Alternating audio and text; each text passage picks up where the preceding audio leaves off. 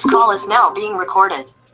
Bueno, entonces para comenzar, mi nombre es Lidia Alexandra González Bandiño y haré sobre el parcial de intervención en crisis, donde hablaremos acerca de los temas vistos en clase desde el primer corte.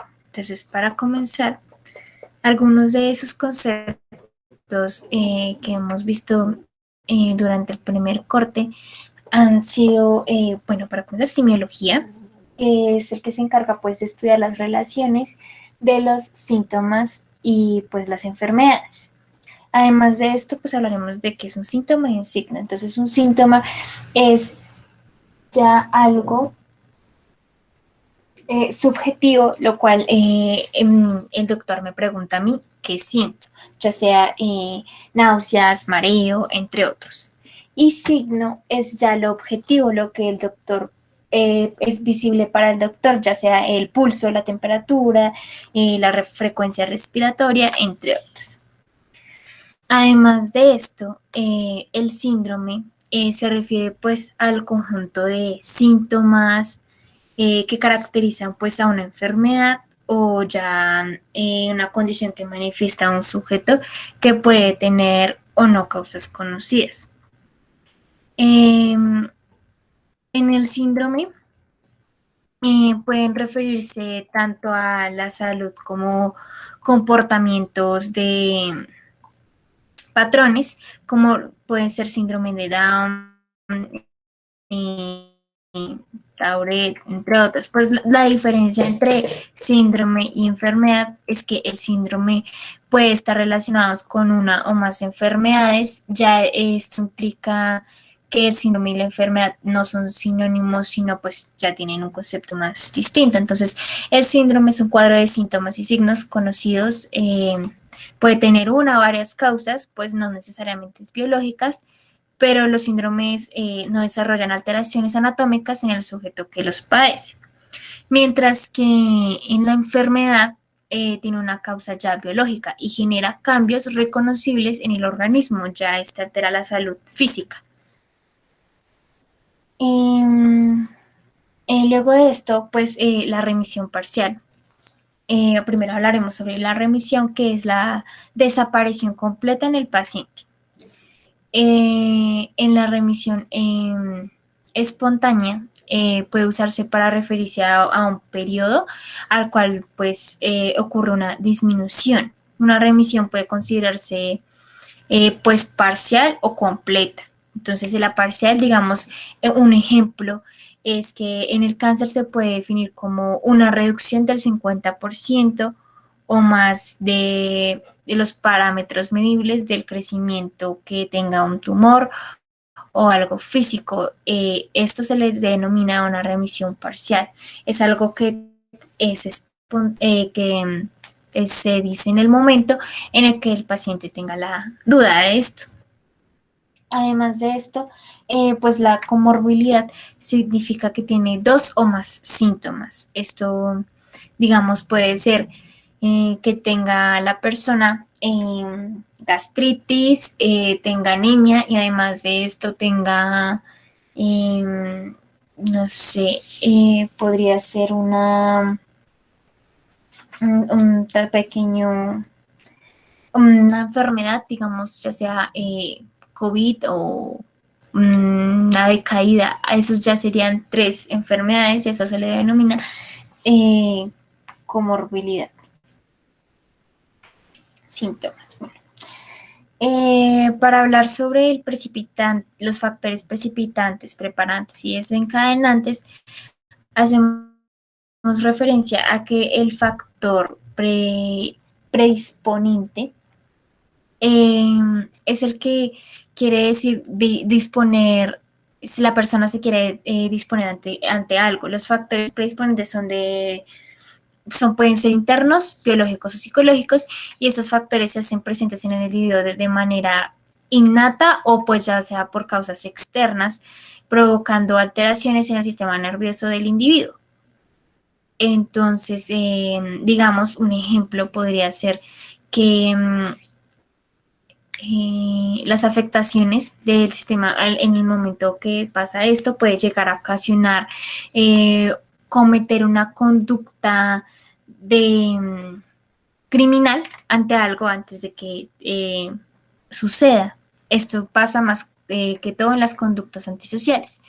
Entonces, en los factores preparantes o pues precipitantes son los factores que se desarrollan de afuera hacia adentro, como lo provocan pues una pelea, el alcohol. Estos factores son un conjunto de conductas o pues hechos que puedan incitar a un individuo a cometer ese delito. Entonces el consumo de alcohol, pues las drogas, una pelea, son factores que pueden llevar pues a que los individuos cometan esos delitos. Y para finalizar, un factor desencadenante es el punto final, o sea, ya la gota que, por decirlo así, ya derrama el vaso, porque los individuos empiezan a decir de tantas veces que les está ocurriendo un episodio, ellos dicen ya no puedo más, y entonces esto hace que el individuo tenga una agresión verbal o física y ya pueda pues alterarse mucho y esto puede ser muy malo tanto para él como para otras personas a su alrededor. Esto lo puede causar ya sea algo que le dijeron, un recuerdo, ya sea una muerte de un ser querido, la alucinación de alguien, eh, más que todo eso. Y para finalizar, el trastorno es una perturbación o un desorden que altera el funcionamiento normal de una persona o de una situación, ya sea pues el trastorno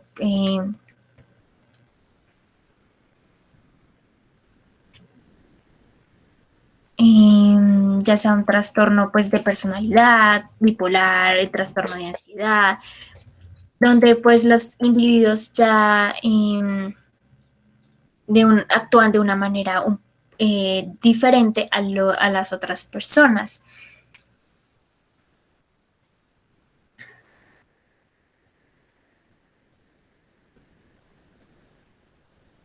Bueno, ya para continuar en el examen mental, vamos a abordar en inicio, pues el aporte de actitud.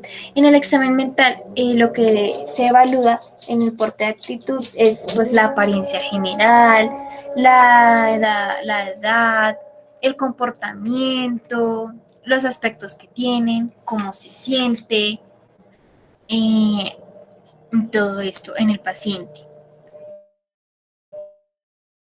Luego de esto, pues la atención habla sobre la experiencia pues del individuo, la intensidad que tienen sobre pues lo que está alrededor de él, la importancia que le da esa persona, pues ya al estar con el evaluador o el terapeuta, por decirlo así, y pues la motivación que se requiere para estar ahí, ya que pues si la persona no tiene una motivación o la importancia de ir, la atención que recibirá va a ser muy poca y pues no se verán cambios. Eh, bueno, además de esto, en la orientación tiene que ver sobre si realmente pues tiene una percepción sobre sí misma y del ambiente en el que está, ya sea pues que si conoce su nombre, conoce su edad, conoce las generalidades pues de su historia, cómo llegó a la consulta, si conoce en qué está trabajando, para ver qué tan orientada está la persona. Además de esto,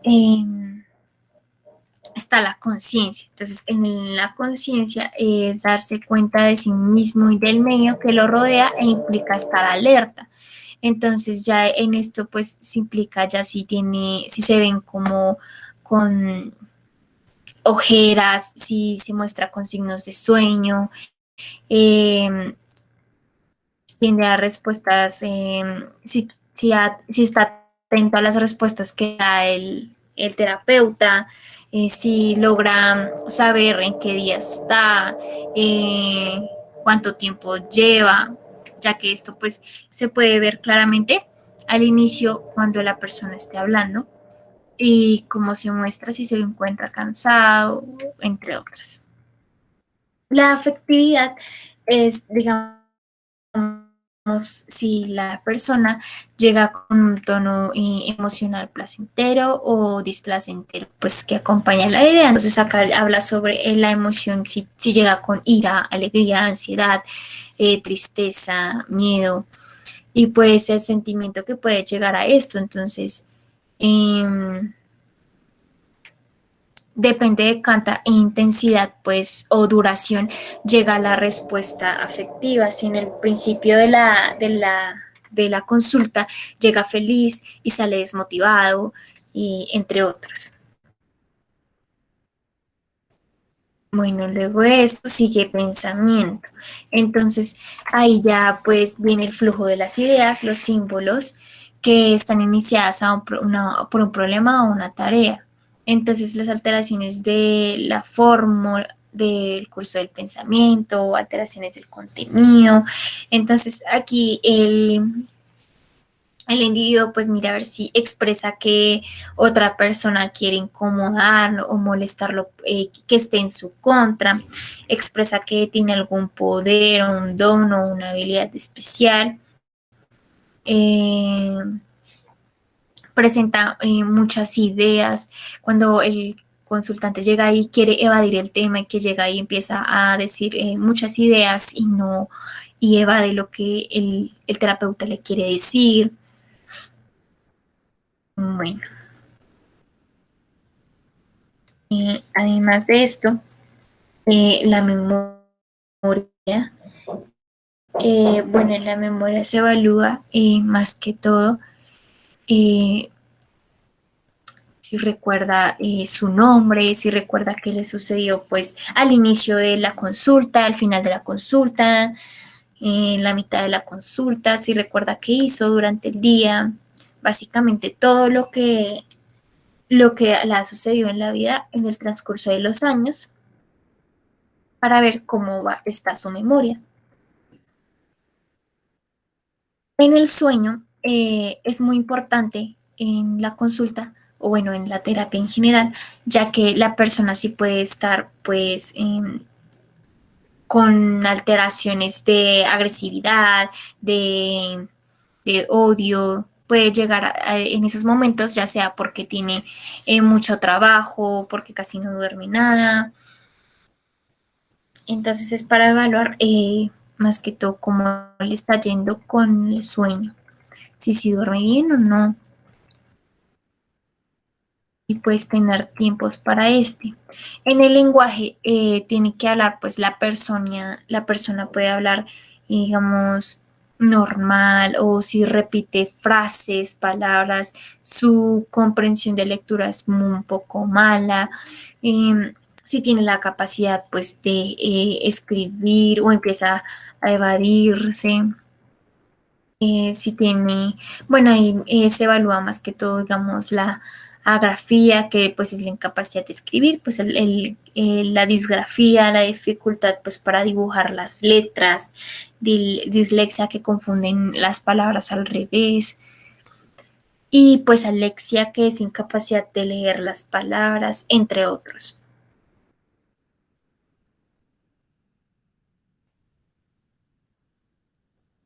Luego de esto sigue la sensopercepción, que es a través de los sentidos que se observa el ambiente, por ejemplo, pues las alucinaciones, em,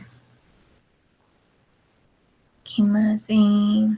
Imágenes que provoquen alteraciones visuales, auditivas, anestésicas. Entonces se han visto cosas que otras personas no pueden ver. En esto se evalúa este examen mental. Bueno, por consiguiente vamos a hablar sobre la terapia multimodal. Esta se basa en un tipo de técnica que se aplica en las terapias psicológicas basada en el enfoque cognitivo-conductual. Se trata de que el individuo, desde pues distintas variables, las cuales son los pensamientos, los sentimientos, las acciones, la imaginación, entre otras, eh, en relación con esto, ese tipo de terapia no trabaja pues en una sola función, en un solo aspecto personal, sino procura trabajar como uno solo con muchos enfoques. Algunos de estos enfoques pueden ser la conducta, el afecto, las sensaciones, imaginación, cognición, relación interpersonal, procesos biológicos. Esas son las 7 modalidades que maneja este enfoque. Entonces, para comenzar, la conducta es que está haciendo el individuo que contribuya pues a su felicidad, que hace que las acciones autodefensivas sean desapatías, que debería dejar de hacer el paciente, entre otros. El afecto, ¿qué emociones manifiesta el paciente? Si está ansioso, deprimido, eh, qué es lo que hace que se sienta así, cómo responde que se sienta así, como lo vimos en el examen mental. Las sensaciones se queja pues de algún déficit o molestia sensorial, ya sea temblores, sensaciones de agujas por el cuerpo, qué sensaciones positivas siente, qué emociones están asociadas pues a esta sensación, si son malas, buenas, entre otras. La imaginación es que fantasías e imágenes se muestran en su mente pues de una manera ya perseverante, predominante. ¿Son positivas o son negativas?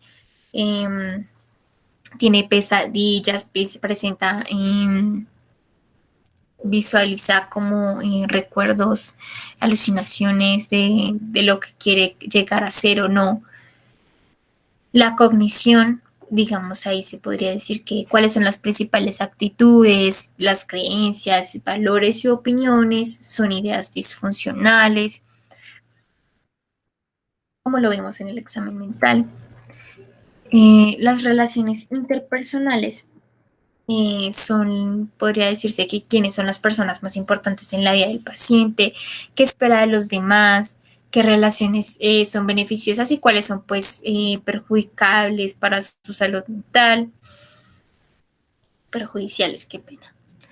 Y para finalizar, ya la última multimodal sería la biología y el consumo de drogas. En esta el paciente, pues los procesos biológicos se podría llamar también en este enfoque, es que si está el paciente sano físicamente, tiene quejas médicas, consume alguna sustancia, realiza algún deporte, entre otras. Entonces, pues la característica principal pues de esta terapia es el análisis de estas 7 modalidades, las cuales brindan la posibilidad de lograr un acercamiento más acertado del problema. Es común que las terapias convencionales solo se enfoquen en 3 aspectos, la cognición, la emoción y la conducta, pero dentro de estas tres dentro de estas 3, pues se enfocan también las 7 modalidades que fueron las que anteriormente dije. Esto resulta ser pues mucho más verídico el diagnóstico cuando se le presentan estas preguntas al paciente y pues en la actualidad esta terapia facilita la aplicación de todos los modelos que implementan con el fin de atender diversos aspectos del paciente. Entonces trata de acercarse de manera más real y certera a todas las características que componen pues al problema y cómo podría llegar a afectar pues a la persona para un mejor eh, tratamiento hacia la persona. Bueno, ya hablando de la entrevista motivacional, ¿qué es? Para comenzar, es un estilo de atención centrado pues en el cliente y basado en la colaboración pues del paciente para comprometerse a cambiar mediante la exploración de los motivos personales de cambio y la resolución de todo esto. Entonces, ¿para qué sirve? La entrevista motivacional es una técnica que ayuda a motivar a las personas para realizar el cambio que se proponen y que aún no han logrado conseguirlo. Es una herramienta que bien aplicada consigue pues que la persona pase el me gusta hacer o necesitaría hacer o lo haré. Tiene múltiples aplicaciones. Bueno, pues cómo funciona esta entrevista motivacional, pues permite comprender los mecanismos de la motivación, a conocer las piezas que componen pues para identificar cuando el cliente está preparado, ahorrando pues así el tiempo y adecuando la intervención de la disposición del cambio. Y bueno,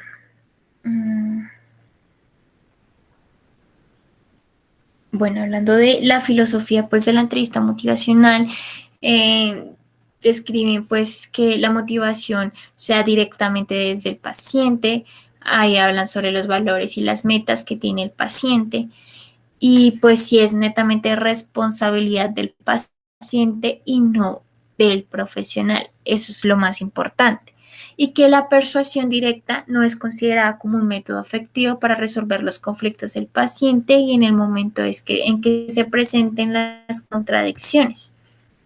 Además de esto, el modelo de consejería debe ser pausado y asumido por los profesionales expertos en el tema.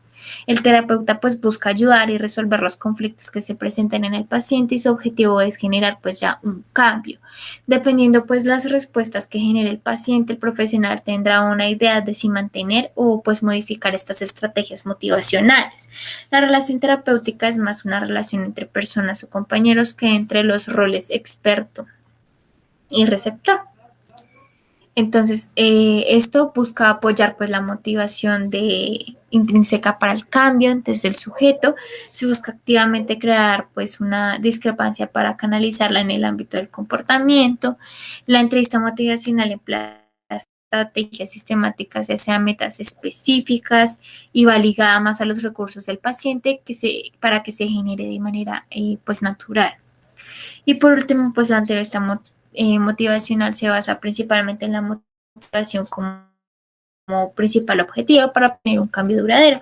Entonces, un ejemplo de estos podría ser que el paciente y el terapeuta llegara al paciente y decía, no, es que quiero llegar a, quiero dejar de tomar, pues para esto por el bien de mi familia, pero no lo he logrado hacer. Entonces ya el terapeuta que empieza a tener unas estrategias pues motivacionales y lograr que esta persona llegue a tener, a decir, no, sí, ya voy a dejar de tomar y que este cambio suceda. Estos tratamientos duran pues siempre harto tiempo, pero entonces va a llegar a tener grandes beneficios, ya que el paciente va a empezar a decir, no, hoy no quise tomar, hoy solo tomé esto y así, porque el proceso siempre va desde muy pequeño para poder llegar a un cambio grande. Bueno, entonces en las estrategias psicológicas del control del estrés, hablamos sobre, para comenzar, pues, ¿qué es el estrés? El estrés se presenta, pues, en varios campos de la vida. Es aquella respuesta biológica y psicológica que se da a causa, pues, de los factores que causan este estrés, ya sea, pues, conductas tipo, bueno, más adelante hablaremos de esto. Entonces, pues, ya que esto no lo podemos definir como que es el estrés, porque ya que hay muchos tipos de estrés. El estresor es aquel estímulo pues que provoca la reacción biológica y psicológica, como el estrés normal o el estrés que ya causan pues las enfermedades. Entonces, se puede ser la repetición de un tema traumático, la cantidad que se presenta, la intensidad pues de este impacto, la realización, pues la localización de la demanda, sus relaciones intrapsíquicas, los efectos sobre la salud, entre otros. Entonces el estrés remoto son, bueno, estos se dan de la infancia y adolescencia que provocan enfermedades psíquicas, que eso pues depende cómo será de vulnerable el día de mañana. El estresor único y reiterado es la repetición de de un mismo tema que puede agravar pues las respuestas ante el estrés. El estresor único y múltiple, este se presenta cuando se dan múltiples estresores donde el precedente determina el consecuente. Entonces acá pues ya hablamos de que se le acumuló los trabajos, que tiene, que tiene poco tiempo para enviarlos, que además de esto tiene problemas con la familia y entonces la familia le está pidiendo favores, entre otros. Se le alteran muchas, estos son muchos factores de estrés y pues esto puede llegar a afectar mucho a la persona. Pues no todas las personas llegan a presentar episodios de depresión a pesar de tener estrés, pero pues el estrés percibido relaciona el individuo y su entorno donde la persona percibe que le va a generar estrés, ya sea el ruido, muchas personas hablando y nada de silencio, entre otras.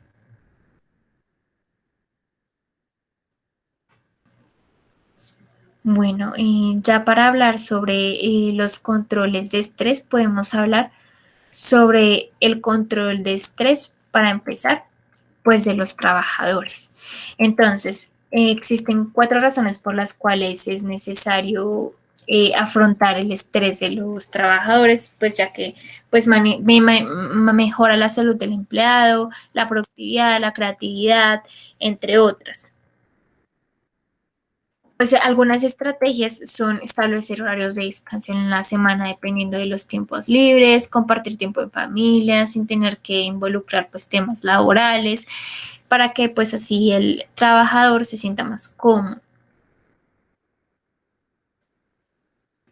Bueno, en el control del estrés de los estudiantes, algunas estrategias son, bueno, los signos que indican pues que están, que presenta que están estresados los estudiantes es la aceleración del pulso, hábitos desordenados de alimentación y descanso, pensamientos negativos, temor, irritabilidad. Bueno, lo que más estresa a los estudiantes universitarios puede ser lo académico, ya sea la falta de tiempo para cumplir con las actividades académicas, como ya le dije antes, exponer en clase, la sobrecarga de trabajos. Bueno, las estrategias para controlar esto es distribuir el tiempo teniendo en cuenta pues los propios intereses y priorizar las actividades físicas, extender y tener conciencia pues de la experiencia, la práctica de concentrar la atención de una forma plena, ya sea tener momentos en los cuales comparta con su familia, tiempo para hacer trabajos y asimismo para hacer deporte. En el control del estrés de las madres podría ser que el estrés puede descontrolar la menstruación en las mujeres, producir dolores y el surgimiento o empeoramiento pues, de muchas enfermedades. Entonces, para las estrategias que podemos darles a las madres primerizas es la respiración consciente, percepción de sensaciones, relajación constante, entre otras. Bueno, ya para finalizar, se hablará del tema de la intervención en crisis en mujeres de víctimas de malos tratos. Entonces, para comenzar, ¿qué son los malos tratos? Los malos tratos son aquellos que se presentan en una relación de pareja o intimidad de pareja. Estos pasan pues a ser un problema público o social y pues ponen en riesgo la igualdad entre mujeres y hombres. Entonces, la violencia de género, esta se implica en la dominación del varón hacia la mujer en una situación de sometimiento impuesto y pues falta de libertad a la misma, empieza a controlar el tiempo, como decir no, porque saliste hasta ahora, no debías hacerlo, y así empieza a ponerse más, a tener control más sobre esta persona. Entonces, en el ciclo de violencia, pues la primera fase es, se van acumulando todos los incidentes o problemas que provocan pues un incremento pues para la atención por encima del que ya existía con anterioridad, ¿no? Como un agravamiento de la violencia psicológica hacia la mujer. En la segunda fase es ya fase de agresión o explosión. Hace referencia al momento en que descarga la violencia física hacia la mujer, acompañada de violencia emocional y en algunos casos, pues ya sea sexual. Y para la tercera fase o la fase final es el arrepentimiento o luna de miel. Se trata de una fase en la que el maltratador trata de que todo vuelva a la calma para mantener a la mujer junto a él. Y en esta pues se muestra amable, protector, cariñoso, promete cambiar y compensarlo por todo. Muchas mujeres creen en estas promesas, aunque la violencia no suele desaparecer, sino que se volverá a repetir el mismo ciclo y pues convirtiéndose así cada vez en uno en un ciclo más peligroso, hasta llegar a la desaparición, que es donde ya la mujer está muerta.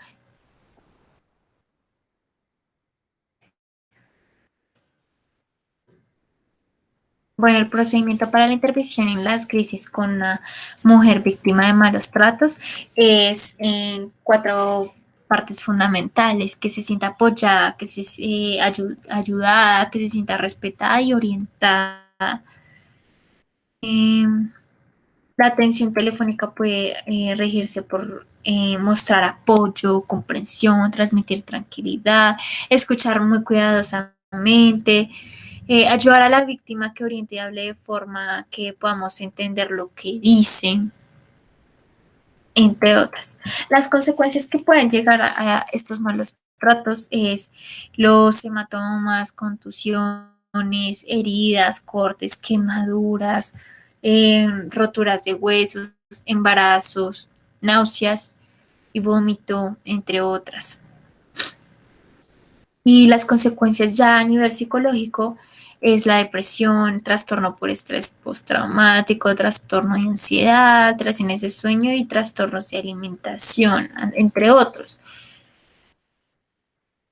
Bueno,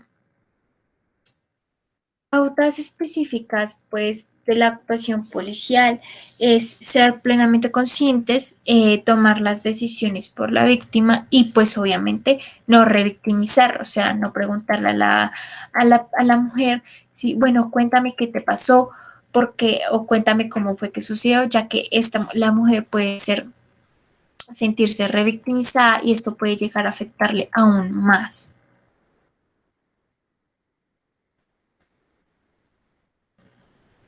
Y ya eso sería todo por este semestre. Muchas gracias.